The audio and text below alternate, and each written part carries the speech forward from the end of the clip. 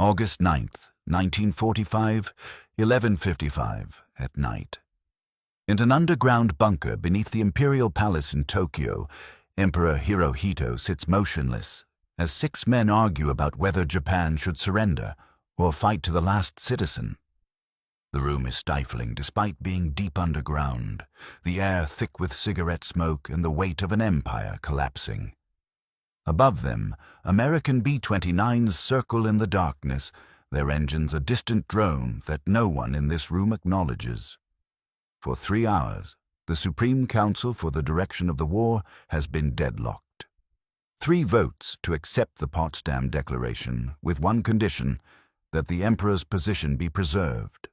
3 votes to fight on with 4 conditions, demands the Americans will never accept. Hirohito has been silent throughout, sitting perfectly still in his military uniform, hands folded in his lap. At 44 years old, he's been emperor for 19 years, a living god in the Shinto tradition, a symbol of an unbroken imperial line stretching back 26 centuries. He has never before intervened directly in a government decision. The entire structure of Japanese governance is designed so that he doesn't have to. He reigns, but does not rule. Ministers decide, generals command, the emperor sanctifies their choices with his presence. But tonight, that structure has failed. The deadlock is absolute. And so Prime Minister Kantaro Suzuki does something unprecedented. He turns to Hirohito and asks him directly to break the tie, to make the decision himself, to tell Japan whether it will surrender or fight to annihilation.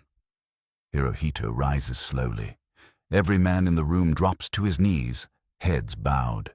They cannot look directly at him when he speaks.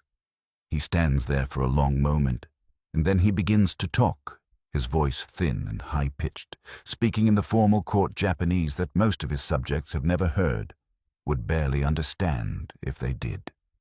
"I've given serious thought to the situation prevailing at home and abroad," he says, "and have concluded that continuing the war can only mean destruction for the nation and a prolongation of bloodshed and cruelty in the world." His voice wavers. Several witnesses will later report that tears run down his face, though no one in the room is looking up to see. "I cannot bear to see my innocent people suffer any longer," he continues. "The time has come when we must bear the unbearable." It is 12 minutes past midnight. The decision is made. Japan will surrender. But this moment, this breaking point, has been building for months. The emperor's realization that the war was truly lost didn't arrive in a single revelation. It came in stages, each more crushing than the last, each forcing him to confront truths that his military had hidden, minimized, or simply refused to believe themselves. The first crack appeared in February, 5 months before this midnight conference. Hirohito met with Marquis Koichi Kido, his Lord Keeper of the Privy Seal, the one advisor he trusted completely. Kido brought news from Yalta, where Roosevelt, Churchill, and Stalin had met to plan the post-war world. The details were fragmentary. Japan's intelligence apparatus was by then nearly blind, but the implications were clear. The Allies were coordinating their final assault. The Soviet Union, which had maintained neutrality with Japan throughout the war, was being courted to join the Pacific conflict. If the Soviets enter the war, Kido said carefully, Manchuria will fall within weeks. The Kwantung Army cannot stop them. Hirohito said nothing, but something in his expression made Kido continue. Your Majesty, the Supreme Command continues to speak of decisive victories on the homeland islands. They believe American casualties in an invasion will force negotiations. But the Americans have shown no indication they will negotiate. And if the Soviets attack from the north while the Americans invade from the south... He didn't finish the sentence. He didn't need to. Hirohito had been receiving reports. Real reports, not the sanitized summaries the military provided. He knew what had happened at Saipan, where nearly the entire garrison of 30,000 men had died, along with thousands of Japanese civilians who threw themselves off cliffs rather than surrender. He knew about the firebombing of Tokyo in March, which killed over 80,000 people in a single night, more than either atomic bomb would kill. He knew the Navy was finished, the once mighty combined fleet reduced to scattered remnants, hiding in ports, unable to sortie without being sunk. Continue to explore possibilities for peace, Hirohito told Kido. Through the Soviets if necessary. It was the first time he had explicitly authorized peace overtures, but even then, he couldn't quite bring himself to say the word surrender. The possibility still existed in his mind that Japan might negotiate from a position of strength, that one more victory, one more demonstration of Japanese resolve, might convince the Americans to soften their terms. That hope died at Okinawa. The battle for Okinawa lasted 82 days, from April through June. It was the last major island before the Japanese home islands, and the military had promised Hirohito it would be the decisive battle that would break American will. Over 100,000 Japanese troops defended the island. They would fight to the last man, inflict such horrific casualties that the Americans would recoil from the prospect of invading Japan itself. The reports Hirohito received in April were optimistic. Kamikaze attacks were sinking American ships at unprecedented rates. Ground forces were conducting a defense in depth that was bleeding the American advance. Victory was not certain, but the Americans were suffering. By May, the tone had shifted. Casualties were mounting, but the Americans kept coming. The kamikaze pilots were running out. Not running out of volunteers, but running out of planes, running out of fuel, running out of experienced pilots who could actually hit their targets. The defense in depth was collapsing into a simple retreat southward, each defensive line breaking faster than the last. By June, Okinawa was lost. Over 100,000 Japanese soldiers dead, 12,000 American dead, 36,000 wounded. The ratio was nearly 10-1 in Japanese deaths, and still the Americans had won. They had absorbed those casualties and kept advancing, and now they had an island just 350 miles from Kyushu, the southernmost home island. Air bases were already being constructed. The invasion was coming. Hirohito summoned the Supreme Council in June and asked them directly, "What is the plan if the Americans invade the homeland?" The answer was Operation Ketsugo, the decisive battle for Japan itself. Every able-bodied man and woman would be mobilized. Civilians would fight with bamboo spears if necessary. Kamikaze attacks would be launched not just from planes, but from boats, from submarines, from swimmers with explosives strapped to their backs. The entire nation would become a weapon. American casualties would be so catastrophic that they would have no choice but to negotiate. "And Japanese casualties?" Hirohito asked. The military leaders looked at each other. Finally, War Minister Korechika Anami spoke. "The people are prepared to sacrifice everything for the emperor." Hirohito understood what that meant. Millions dead, tens of millions. The complete destruction of Japanese civilization in exchange for the possibility, not the certainty, the possibility, that America might agree to terms that preserved the imperial system. He authorized continued preparation for Ketsugo, because what else could he do? To openly oppose it would be to break the fundamental structure of his role. The emperor did not command. He did not overrule his ministers and generals. He sanctified their decisions. To do otherwise would be to admit that he was not a symbol, but a ruler, not a god, but a man.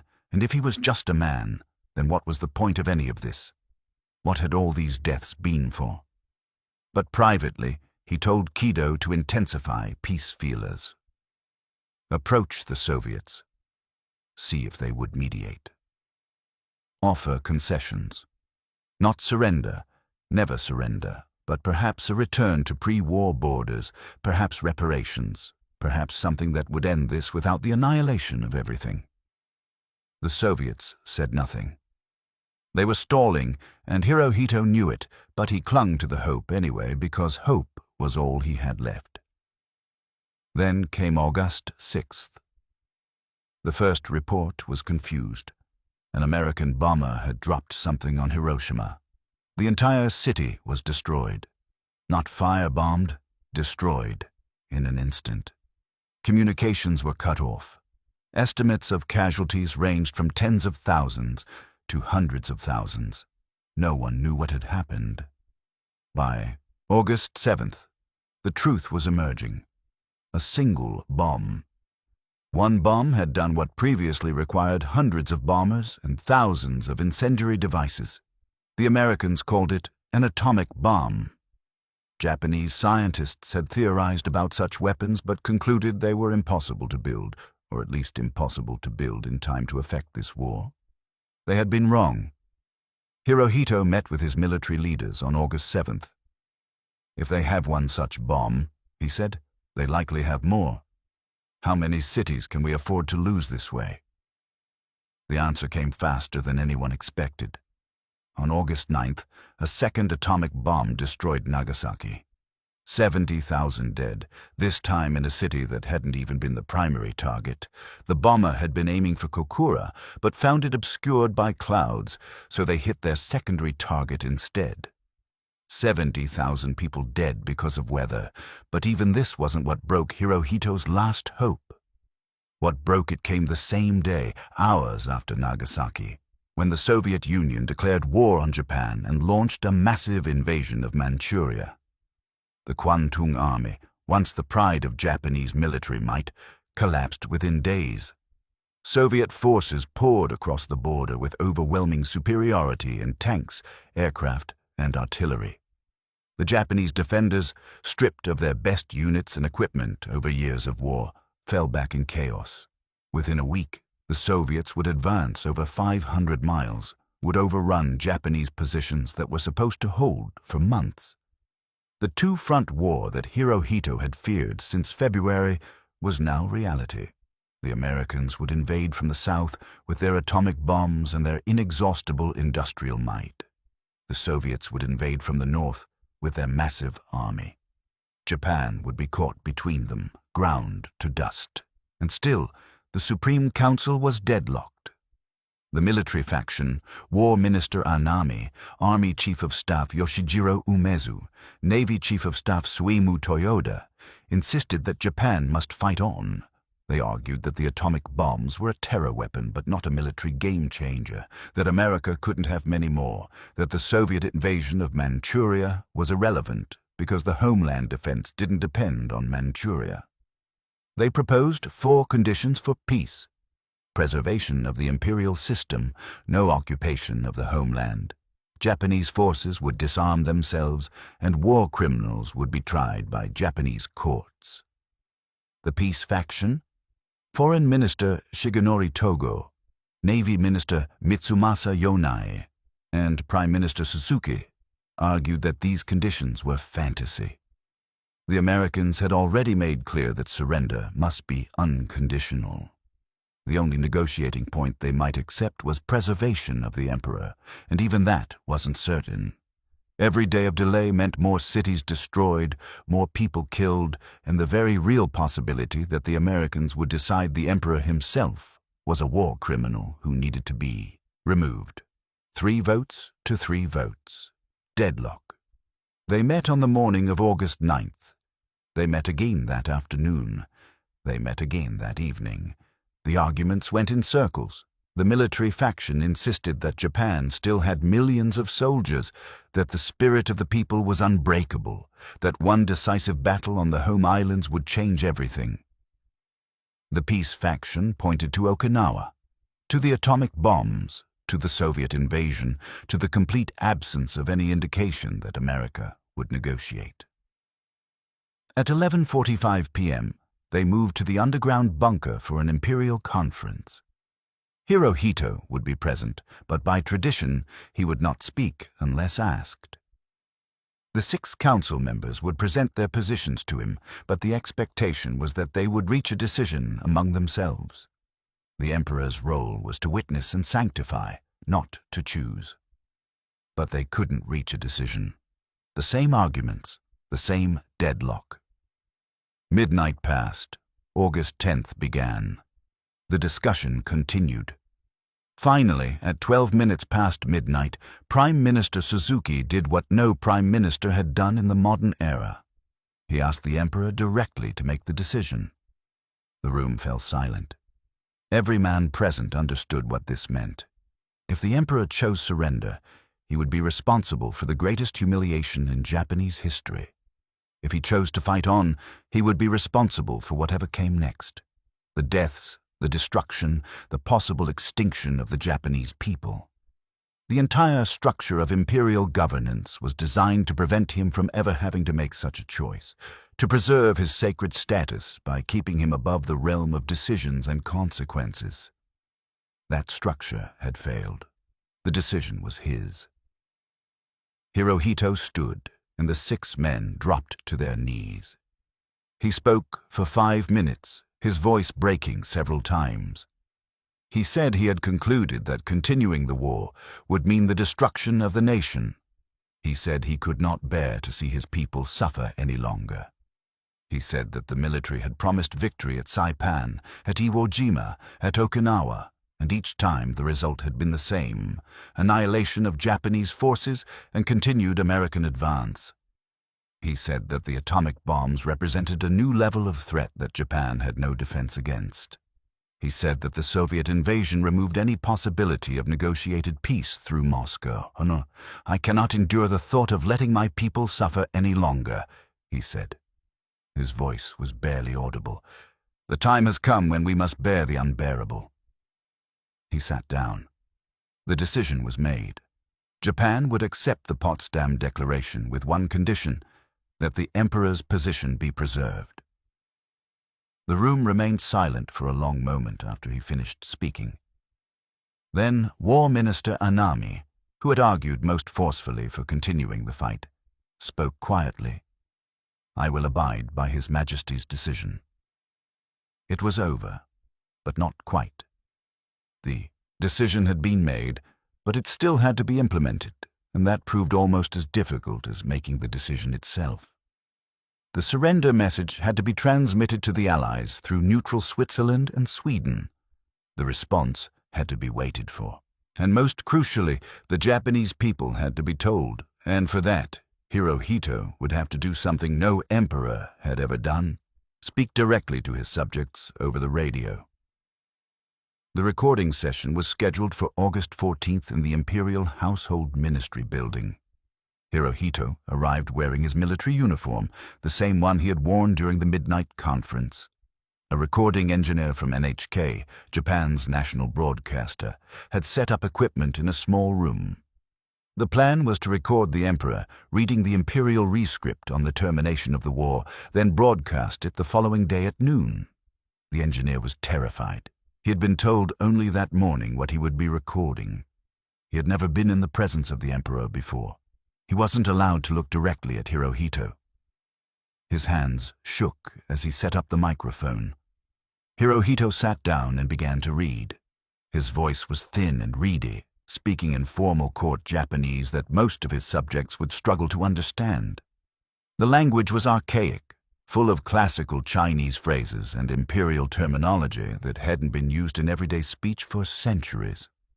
He spoke of having declared war on America and Britain to ensure Japan's self-preservation and the stabilization of East Asia. He spoke of the war situation developing, not necessarily to Japan's advantage. He spoke of the enemy employing a new and most cruel bomb, the power of which to do damage was incalculable. The engineer stopped him. The recording quality wasn't good enough. They needed to do it again. Hirohito read it again and again. Multiple takes, each time reading the same carefully crafted words that explained surrender without ever using that word. The imperial rescript never said defeat or surrender. It said Japan would accept the provisions of the joint declaration and endure the unendurable and suffer what is insufferable.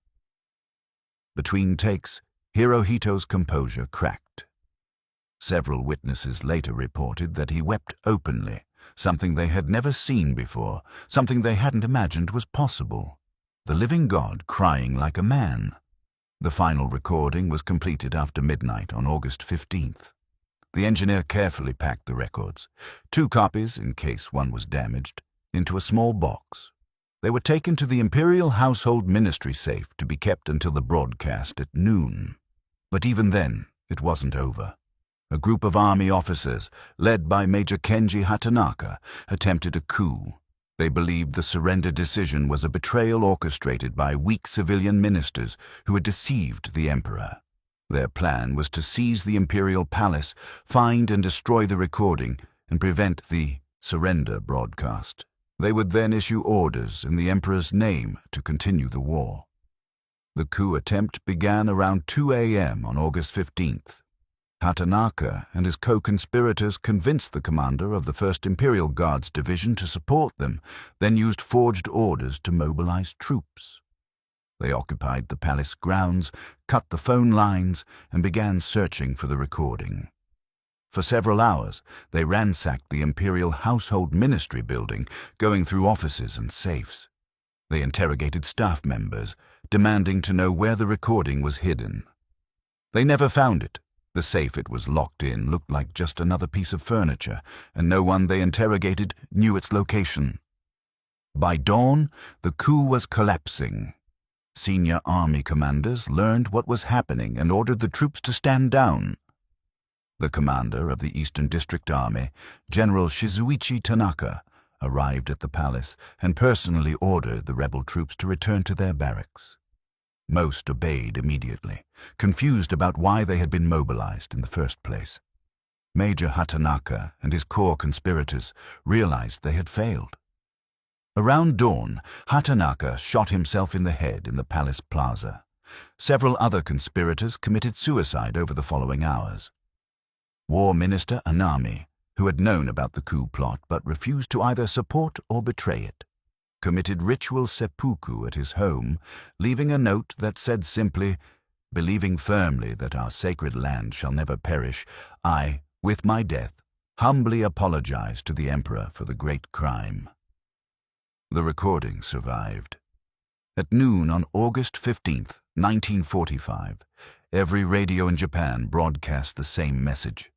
Air raid sirens sounded to alert people that something important was about to happen. Millions of Japanese stopped what they were doing and gathered around radios in homes, in public squares, in factories and offices. Then came the voice, high-pitched and formal, speaking in language most of them barely understood. But they understood enough. The war was over. Japan had lost. Many people wept. Some collapsed. In the Imperial Palace Plaza, hundreds of citizens gathered and prostrated themselves, pressing their foreheads to the ground. Some committed suicide rather than face the shame of defeat. But most simply stood there in shock, trying to process what they had just heard.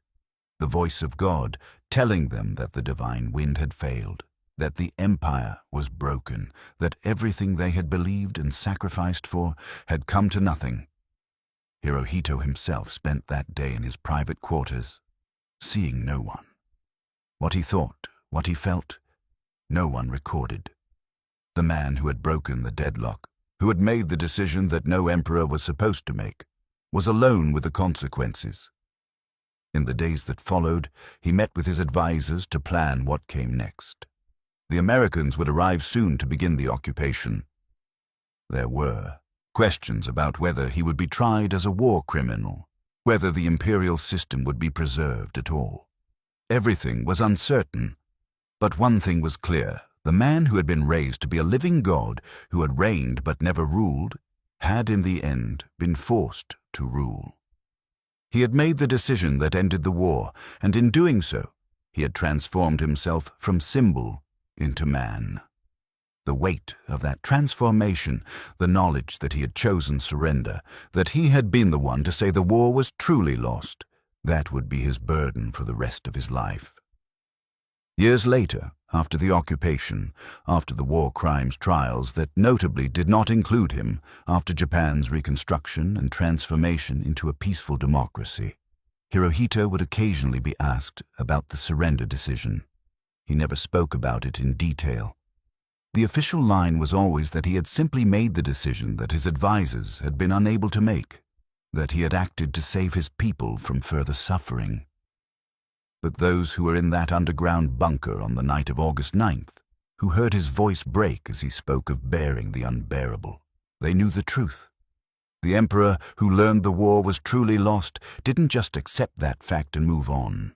He broke, he wept, he transformed from symbol into human being under the weight of that knowledge.